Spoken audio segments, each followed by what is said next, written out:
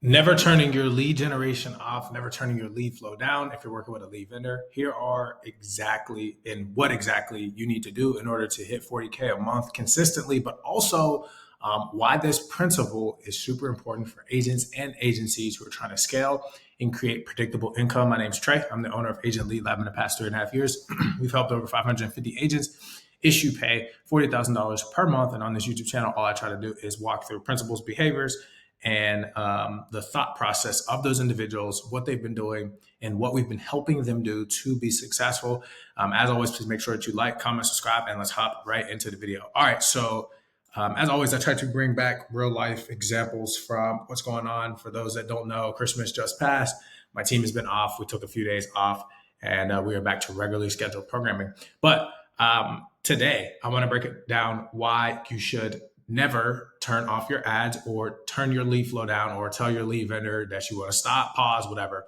Now, there's pros and cons to everything. Okay. So I'm going to talk about what I did and then I'll go into the pros and cons of this. So over this time, I obviously went to spend time with my family. I spent time with my wife and I was really not working that much in terms of leads. Also, at the same time, I was reaching out to people and they were like, hey, we want to get set up with you. We want to start partnering with you at the beginning of the year, which is an objection that you definitely can't overcome.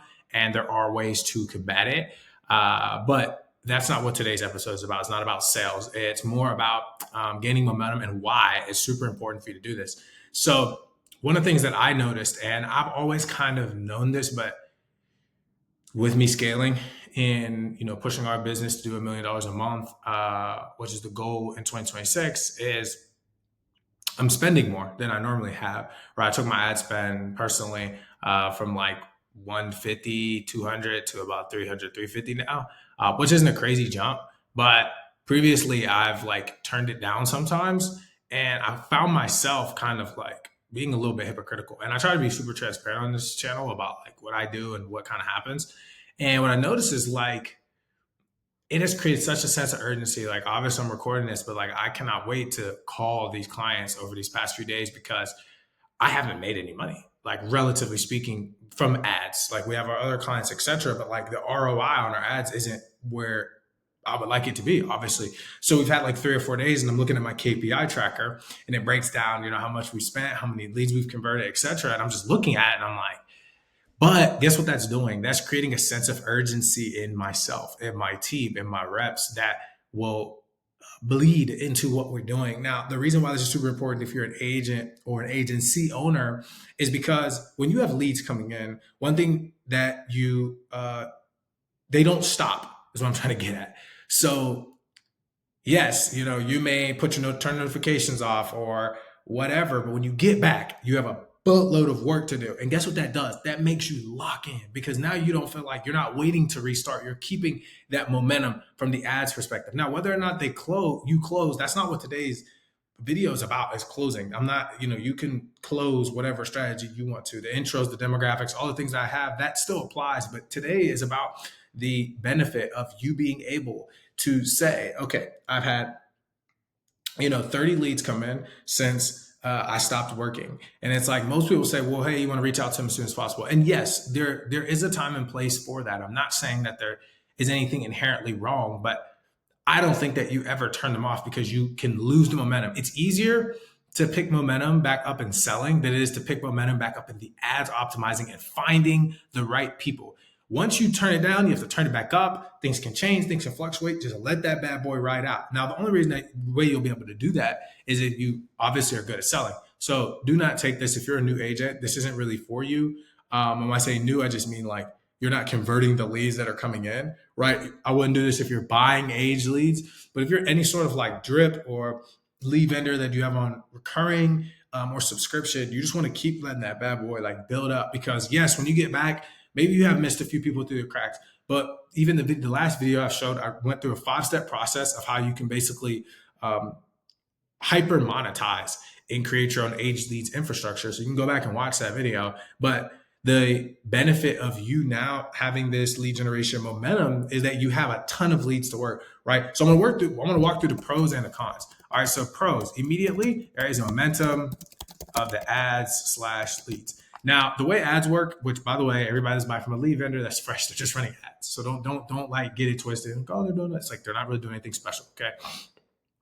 The key difference is that when you have fresh leads rolling in, it optimizes. All right. So there's a bunch of like little nuanced things, which I'm not going to spend today's video from a marketing standpoint because you guys don't really care. You just want results. Understand that the more that the ad runs, and if you're working with a company that actually knows what they're doing, they should be optimizing the ads to make them better as time goes on based on your preferences. So cross-referencing your KPIs, which is key performance indicators, which mean your sales, your booked appointments, your cost per acquisition, which is basically how much do you have to spend to close a deal. So if you put $1,000 up and you close one person, your cost to acquire clients is $1,000. If you put $300 up and then you make a close, by the time you spend $300, then your cost to acquire clients is $300. So if you have spent $1,000 on leads and you close 2 deals, it's $500, right? Et cetera, et cetera.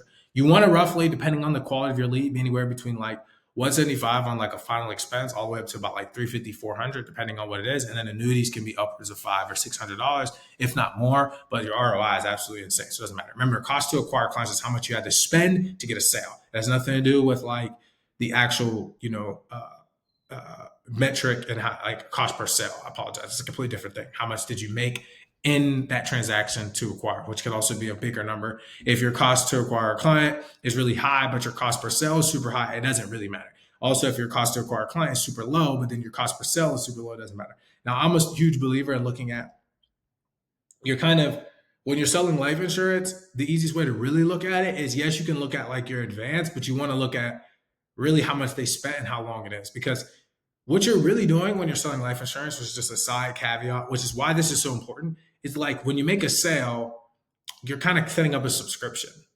So, like if I was going back, I've thought about this a lot of times, and I'm building my business. Yes, maybe you take the advance for the first few months to like get your cash flow. Then once you get enough to where you're kind of rolling, or even certain carriers, I tell them like, hey, pay me as earned, because it creates that real momentum. You don't have to worry about chargebacks. If you get paid as earned, and you can only do that when you're doing, when you're actually writing quality business. So if you're like, hey, you close somebody for $150, it's like you get paid the 150. If you spend $50 a day on ad spend, that's $100. You know what I mean? And then you can track your numbers that way. And then the compounding is drastic because yeah, you don't make a lot up front, but once again, you can only do this if you're leveraging your own marketing. That's a whole nother vehicle, which by the way, this is going to be my next video. Cool. So I just went on a quick tangent, but that's it. So the momentum of the ads and leads means the leads optimize as time goes on. All right. The second thing, and this is a pro, right? It creates urgency. Now, I'm a firm believer that urgency is like one of the most important things to really help you scale and be successful, because it allows you to focus on what's really important. If urgency does do that for you, nonetheless, it just allows you to lock in. So it's like taking that. I would take the chance of having a lot more urgency and being able to lock in over everything. That's like super, super important as you continue to grow, as you continue to scale. You want to have, the more urgency you can have, the better it typically turns out for you. When you have a ton of leads, you're like, okay, I got to work them. Now, I'm going to go into a con here in a second, which could be how you work the leads. And I'll write that down now, how you work leads, because this is also a pro and a con, right? Working leads more effectively. Now, actively in creating a lead structure more for agencies.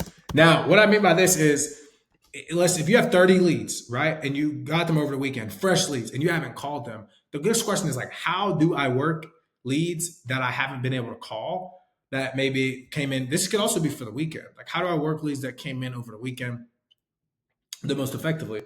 What I've seen is that you treat them as if they came in real time. So you don't get overwhelmed and say, oh, I got to call all these people, like just bombard through them. You just still work the leads methodically.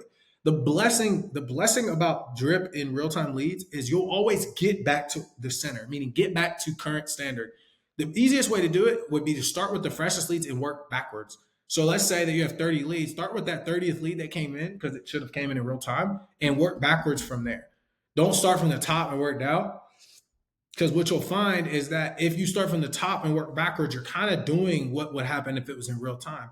Also, another thing that you can do is when you look at the leads, you can quickly identify, like, okay, you can pay attention to trends. I think lead data tells you a lot about the quality of the lead even before you call them.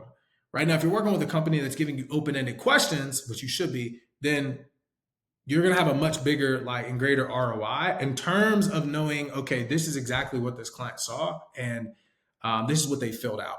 So, for example, if the person is filling out like a mortgage protection request and they have their remaining loan balance, you'll be able to look at all your past leads to see like their age, their loan balance, their main reason for filling it out, and then you'll be able to cross-reference like who to attack if you have a ton. Now, 30 to me is not really a lot. So you just reverse engineer. You're like, okay, I'll start at the 30th, I work my way back up. And then from there, you're able to call the leads methodically, and then you'll work them, and then you'll be able to close them. Right. So, but do not start at the top and go down. Do not also just try to bombard through them. Like work them as if they were comes like, okay, triple down this person, call through these people, obviously, and then start from the top. Don't just like run through them one time, be like, oh, whatever, and then ghost. It's like that doesn't make any sense. Work through them methodically, and then go back to treating it like normal. Now, if you have a really big bulk, or if you're an agency, the more effective thing that you could do is you could take like the last. Once again, if you're able to timestamp like when they came in, which you should have either with the company or based off of like whatever's notifying you, your email, you could look at the ones that came from the last like 3 days. Let's say you were gone for 5 days, 6 days, the last 3 days, and then you're able to take those and then take the ones that are a little bit older and just give them to your agents. Here's the biggest thing that people don't realize with leads. Like people only know what you tell them about a lead. If I give you somebody's name, email, and phone number, and like, yo, they want to work with you. Like you don't know. Yes, you may know, oh, they filled it out, but like you psych yourself out when you think that because they filled it out 4 days ago, that they're just all of a sudden not going to move forward. Now, if they got set up, the reality, which is the next thing, is going to be the cons. Now, in my opinion, if you don't work the leads properly, meaning you like just call them once and let them be dead, and you're already psychologically fooling yourself, you're cooked. Which also, by the way, is psychological benefits. So what I mean by that is how you view the leads. It's like, how do you view the leads that are coming in? If you're like, oh man, these leads are 7 days old, like you're destroyed from the beginning. But if you just say, hey, these are just leads, I'm just going to call them, remove all the friction. Just got a bunch of new leads that came in today. So I'm going to work them today as if they came in today. And you understand that when you get an objection, it's like, okay, that person just didn't want to buy, or they did already get taken care of. You don't get frustrated. You don't get upset. I just had a client who our automation was messed up. He had like 25 leads that came in from Christmas Day until last night. Very frustrated. Obviously, it was our fault because the automation was messed up. So I took the L. But I explained to him, like, dude, these leads are still fresh, bro. Nobody's called them. Like, don't. You're like, oh, I'm like, all right, I got you. Like, we're going to look out for you. But they're just fresh leads. Like, don't overcomplicate it. Don't get upset. Like, don't. You'll make sales. Like, it doesn't matter. It's the same way that people, like, that's why our gap is 30 to 90 days with like aged leads, or like, 45 to 90, or these have all these gaps. It's like, I tell people all the time, do you remember what you wore yesterday? Do you remember what you wore 7 days ago? Do you remember what you wore 30 days ago? Do you remember what you filled out? Do you remember what ads you saw? No, you don't. So why are you getting upset that you're calling these people and they don't? So then you don't also remember what you filled out a year ago. So it does not make a difference. It doesn't make a difference if it's a 30-day-old lead, 45, 90. That's why some people are like, that's why people are like, oh, why do you price your leads like that? It's because they're all the same. Genuinely, they really are. Like, it doesn't make a difference. It's like, you'll get upset if I charge you $9 for a lead. It's like, yeah, they probably should be that much. But it's like, you'll also be upset if you buy a pack and don't get any closes, because that can happen. They're aged leads. Like, your expectations should not be high. Dude, you're spending $200. The question is, right, or 150 or 300 or 400, it's like, screw all that. Look at the cost to acquire a client. Is it realistic for you to spend $200 and close 5 leads? Absolutely not. That doesn't even make sense. It's $40 cost to acquire a client. It depends on the lead type and the demographic. People don't think through those. So the way I look at it is like, if I want to guarantee myself to close amount, I'm going to pay more than what my normal cost to acquire a client is. I'm just paying for more reps. And if I get a few more closes in there, that's a blessing. But I don't get attached. And then immediately when I make a sale, depending on my budget, or if I'm trying to vet a vendor out, I just reinvest back into the next thing. Like, the only way to test vendors, side note, is to know, like, this is what I spent. Here's what I got in return. Okay, I work this lead type. In my opinion, I'm just going, what is your best lead? Like, go after the company's best lead. Try that. Don't try the lower tier and be like, oh, this sucks. Or the middle and be like, oh, this sucks. It's like, Okay, and if you're gonna do that, just do it methodically. Like, hey, bro, I'm gonna buy this, I'm gonna buy this, and I'm gonna buy this. I'm gonna work all three of them. We're gonna see which one works the best. Then I'm gonna try it again, and then I'll scale. Or just go for the big one. And like, it's like, would you rather spend? And this is for the agents that are selling. Now, brand new agents, work your age leads. You're not ready to go to the next pack. But if you're an agent who's made money, don't come in and try the cheap leads. It's like that doesn't even make sense. Try the leads that are better, right, and fresher, and like the ones that they say are the best. Because if their best leads suck, then it's like you don't have to waste your time. People get so upset. It's like, dude, you try somebody out. If the leads suck, then just go in the opposite direction. Don't get frustrated. Like that's why our thing's set up. It's like try the leads. If you don't like them, cool. If you love them, buy more. It's super simple. Don't overcomplicate it. Now, when it comes to working the leads, same thing for the cons. So if you buy a batch of leads and if you have leads that are older, not older, but like haven't been called in the past few days, and you get them, if you do not work them properly, meaning that you in your mind going into psychologically view the leads as old, and you work the leads like they're like oh, they're not going to pick up, if they're older, like right? It's like you are cooked, you're destroyed. Like don't even, you might as well not even start, or you just pass them to somebody else. It's immediate. That's like a con, is the way that you look at the lead, right? How you work the leads. You can work the leads improperly and not get the right ROI. The then con, if you want to call it, is essentially going to be the opposite of everything. So if you do not have downlines, right? The reason why that could be a con is because you don't have any of these leads to distribute over to people if you don't get an ROI and if you're paying for fresh leads. The worst thing you could do is have 30, 40 leads or whatever it is from however long you were gone, or 5 or 10, it doesn't even make a difference, from when you stop working, and you look at that like a loss, and you don't have any way to like actually liquidate that, or not liquidate, monetize that. So you can't make any of your money back in the worst case scenario that you don't work the leads effectively. That's a con, right? If you have a downline, they will work the mess out of them and they will make money, and at least you get the override and you make something off of it.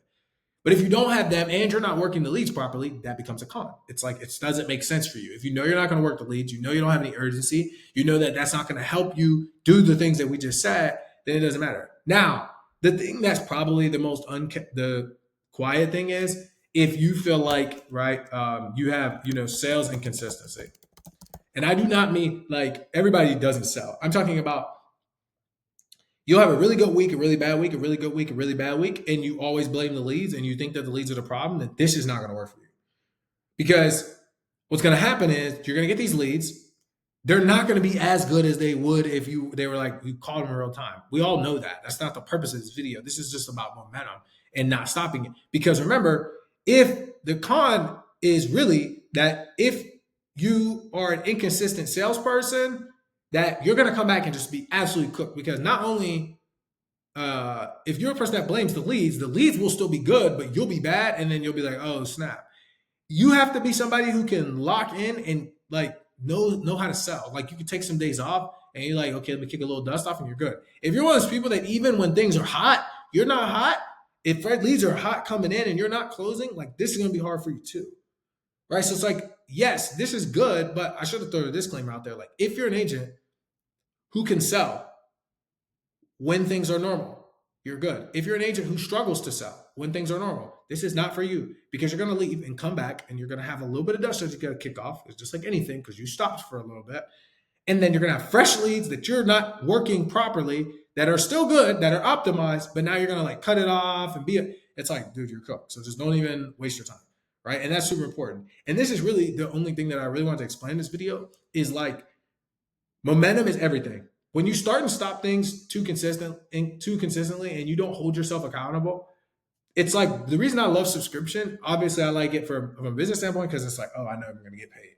But the real reason I like it is because people who do subscription do way better. The people who just buy a pack of leads and stop typically don't do that great because they don't hold themselves accountable.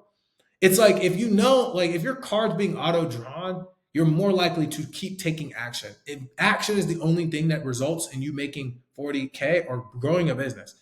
It's not dude, even if you write 100K in a month, you got to wake up and do it again. That's why I'm not a huge fan of even when we've had people write 60, 70K in a month, I think that's amazing. But Dude, if you got to write 67K every single month, first of all, it's not an easy thing to do. I don't care what anybody tells you. You still got to spend a lot of money. You still got to work. You're not just like walking into 70K. I don't know. You can walk into like 25, 30K on some just coasting. But to double that, bro, that's going to take a lot of energy and effort. So because of that, the question is, what can you do that's consistent? It's like, all right, get a consistent lead order, consistently write this much, keep your card on auto bill, and don't stop. Like, people, like, the momentum, reps, volume is everything. That's all that matters. For those of you that watch Alex Hormozi, which I know a lot of people do, that's all he talks about. It's like, it's just reps. And to me, it's like sports. It's like, bro, I've been playing football. I retired now. I've been playing football since I was 6 years old. I'm 29. It's like, for 23 years, I've trained. I've always had cleats on. This is the longest I've ever went without putting a cleat on. Even when I tore my ACL, yeah, I put a cleat on in like 3.5 months, 4 months. And I was still like, yeah, about 4 months in, I had cleats on. I wasn't like good or anything, but like I still had cleats on. I've put a cleat on since the end of August. It's about to be January. So September, October, November, December. Yeah, it's been about 4 months. So it's probably the longest I went. And I don't plan on putting a cleat back on. But the reason I'm saying that is I've had cleats on, I've trained, I still lift and go to the gym, I still run and stuff, but I'm not training for football. And I've been training for 23 years. So, when you look out there on Sunday, you see people, it's like, bro, it's just reps. Like, it's not anything. It's just reps and failure and reps and reps and reps. And I'm thinking about what business I'm like, I'm just now although we've been in business for 3.5 years and we've helped a lot of people, I'm like, bro, we're going to take over. And I'm only saying that because it's about momentum. That's why I don't think you should turn your leads off or because it's just like, dude, you're just let it go. Like, you have to understand when you start and stop things, it's just like if you're like, yeah, I'm going to just take a whole week off from dieting. It's like, bro, maybe a day, you know what I mean? Like, but a week, that's insane. And I'm not saying you can't not sell and like relax, but dude, let the leads keep building up. Let it rip. Because when you get back, then you got to go charge my card again.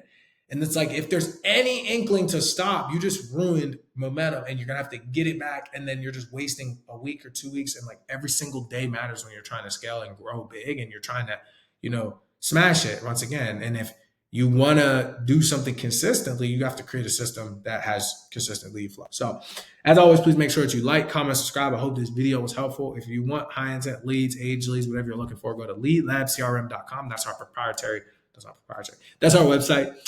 If you're an agent or an agency owner who's looking to partner up and wants to scale your business, if you're an agency owner and you're doing 250 plus, you have over 3 agents who are doing 20 to 30K, we would love to potentially, work with you and partner with you. We have 2 forms of partnership. One is more of like a free, you come in, you're still buying leads. The other is more of like, we're going to run ads for you, build your own proprietary, go high level back end. We're going to give you our team, our staff, our systems.